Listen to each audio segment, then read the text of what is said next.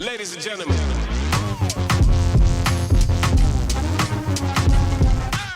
Colleen Hoover is someone I've wanted to talk about for a really long time, especially since this whole "it ends with us" thing has come to the forefront. But I've been so distracted talking about Blake and Ryan and Justin that Colleen has never had her day in the sun. Well, today is the day.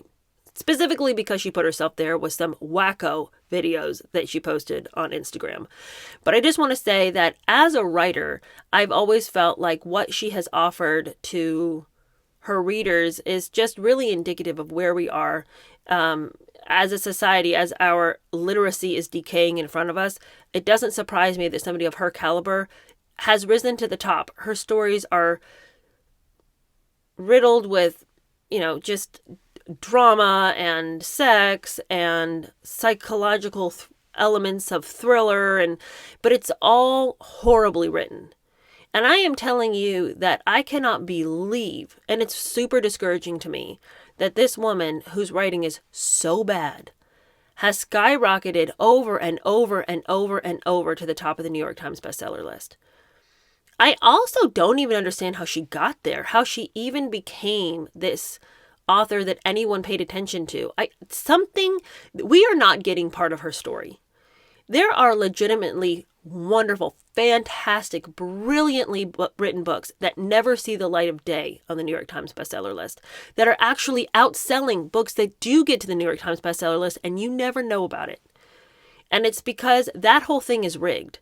And I don't understand how somebody who explains their rise to fame as having stumbled upon this ability to self-publish books on Amazon, then suddenly found herself having just posted a book for her family, rising to heights of fame and fortune because somebody stumbled on a self-published book on Amazon and now she's on the New York Times bestseller list. I don't buy it. I don't. These books are such trash. And let me just read just one quote from one book of hers to give you a flavor of the way this woman writes. And I won't read it to you in a dumb voice that is trying to convey to you the idea that I scored it. I don't need to. I will read this book to you as though I really, really want you to enjoy what you're hearing. And you are going to, at the end of this quote, be like, what the actual, why, how? I don't know how she's famous. Listen, this is a quote from one of her books. Remember, she is a New York Times bestseller. Okay? So after you get done with this, I guarantee you're going to have questions if you haven't already about that list. You're not even going to want to reference it anymore. Listen to the line from this book. The context is this guy is talking about the mother of his child, and he says they've just had a baby. They're bringing the baby home from the hospital.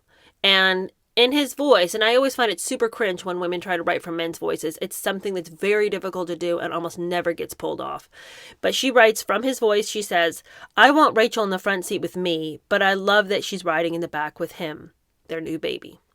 I love how much she loves him. I love that I'm attracted to her even more now that she's a mom. I want to kiss her. I want to tell her I love her again, but I think I tell her way too much. I don't ever want her to get tired of hearing it. Thank you for this baby, she says from the back seat. He's beautiful. I laugh. You're responsible for the beautiful part, Rachel. The only thing he got from me was his balls. She laughs. She laughs hard. Oh my God, I know, she says. They're so big. We both laugh at our son's big balls. New York Times bestseller list? You guys, we are an illiterate nation. If something that stupid has managed, it just makes me want to cry. Like, literally, I want to cry. I'm not even being, like, hyperbolic. Like, it makes me so sad that we don't know what is good anymore. That something that trashy, that stupid, that paltry, that lame, that middle school creative writing class crap has managed to make it over and over and over on top of the New York Times bestseller list. How? I don't know. Okay, but when she wrote It Ends With Us, she got a ton of backlash because there were so many people saying, why are you romanticizing this relationship that seems like it's really messed up? And she took a hit because as that conversation was happening, she was also trying to release this coloring book. that went along with It Ends With Us, and people are like, wow, monetizing DV, okay, well, domestic violence is definitely not something that you should make a coloring book about, but okay. And so then she, starts flapping her hands. I'm sorry, you guys, I'm sorry, you're right, I told the publisher to stop, we're not going to publish it anymore, Colleen Hoover has always appeared to me to be an extremely emotionally immature woman who has believed that she is this amazing writer, because why wouldn't she believe that? She's selling books, she's making money, she's making a living off of it. But she's also selling books to people who are very young and as emotionally immature as her. So her audience isn't exactly a reflection of wisdom, grace, and understanding. And I think that this whole thing with Blake Lively has really taken her down. Now, as a reflection of this naivete that she seems to have, we see her supporting Blake at the beginning of this whole thing and really digging her heels in at first, and then being like, I washed my hands of it, I don't know, I'm not sure, when she saw that the way the wind blew and everybody was turning on Blake, then, oh no, I've sided with her. And honestly, it's like, how could you side with Blake? How could you do that to the guy who bought the rights to your book and made your stupid book into a movie? And then you want to take Blake's side. Did you ever bother to really talk to either one of them? Had Justin ever treated you in a disrespectful way that would have made Blake's words a reality for you? It's insane. Okay, well, this week we saw her post some videos to her Instagram, and everybody was just like, what is happening with Colleen? And I'm like, the norm? She just decided to actually show you how crazy she is, but she's been this crazy always. Somebody who writes a whole thing about an exchange between a new mom and dad, and he's like, oh, the beauty is from you, the balls are from me, we laughed, period, we laughed hard, period, we laughed at his big balls, period. It's like, man, she's not doing well. We didn't need her to show us a day in the life, but she did. And here's what she posted to Instagram. Either a new rock bottom for me or the best thing that's ever come out of my brain. Look at this. I poured Diet Pepsi into my ice cubes so that I will have the best Diet Pepsi I've ever had in my life. It's gonna be a great day. Remember like 5 minutes ago when I ended the last video with "It's gonna be a great day"?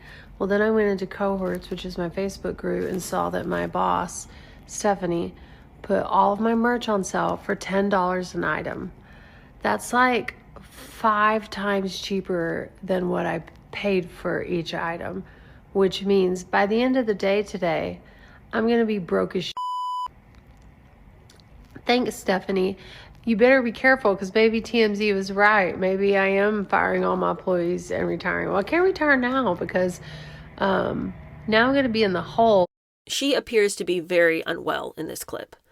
And I don't know if it's because she truly is unwell or if she's just tired or what exactly is happening, but she does not seem like she is all right. And then we see her sitting on the couch and she's sipping this, Pepsi ice situation that she's created and sort of, again, slurring her words and seeming just generally sloppy and unwell and confused and taken down by all that is happening, but still trying to act like she's above it all. And I just didn't predict that somebody who wrote such paltry fare and who interviewed so poorly and always seemed so emotionally immature was going to be able to weather the storm with the Blake Lively situation. And having called it so badly, being intimately involved with all the key players of both Blake and Justin, and still siding with Blake because that's where the drama seemed to happen for this poor victimized girl who was used and abused by Justin. For her to have been so unable to see the characters of these people when she makes a living on writing about the characters of people, and so she should have innately been able to tell where the wind blew. If you have any understanding of human nature whatsoever, if you'd been with both of those people, I think it would have been very clear who was the winner in this scenario. Even from a far distance, it's very clear to see that Blake is an operator, and Justin, though he sometimes is very sugary, is trying his best to be a genuine person. Colleen couldn't call that. And what kind of an author who makes their living writing about the characters and nuances of people could not call that in real time as she sat with the real people and had very intimate interactions with both of them? Her writing is not good because she's not a good reader of people. And that is why Colleen is having a terrible time and why she is over here now freaking out that we're all like, hey, Colleen, are you okay? You didn't seem okay in your video. And she's trying to call us crazy and kind of, gaslight the rest of us. Oh, is that so wild that someone enjoys ice cubes? Is that so crazy that I would enjoy, Diet Pepsi? Stop trying to make something that isn't there. No, you didn't seem well in the video. You're not moving well. You're acting slow. You seem like you're moving in molasses. You don't seem like you are completely sober. And don't try to call us crazy. Don't try to come back around and be like, you guys are crazy for thinking that everyone acts like this. No, they don't, Colleen. They don't. As long as we are on the Blake Lively and Ryan Reynolds thing, the news about them this week is that both of them are trying to get the case against them dismissed. They have both filed motions to dismiss the lawsuit against them, saying that they just want to wash their hands of it. It's not a thing. He doesn't need to be suing them. And I don't even think that makes any sense to me. But the real reason that they are getting so panicky is because now the next step in this lawsuit is discovery. And of course, that's going to be a whole thing. They're going to have to go through all the texts and all the emails. They're going to be deposing people, and their friends that they have mentioned, the Taylor Swifts of the world in their life, are now going to have to be involved and deposed in this whole scenario. And so they're panicking, trying to have the judge dismiss this, and it doesn't look like he's going to do it. The other thing is Ryan's company is about to go public, so he doesn't need all this negative publicity while his company goes public. So, of course, it's all very self-serving. They can't let their friends get deposed. They can't let their private emails be looked at, even though they were complete and total innocents in all of this, and they've been victimized excruciatingly by Justin, and all their emails should be completely fine. No. Discovery is terrifying them, and they're really afraid about what it's going to do to their relationships if they have their friends deposed, Should have thought about that before when you started telling vicious lies.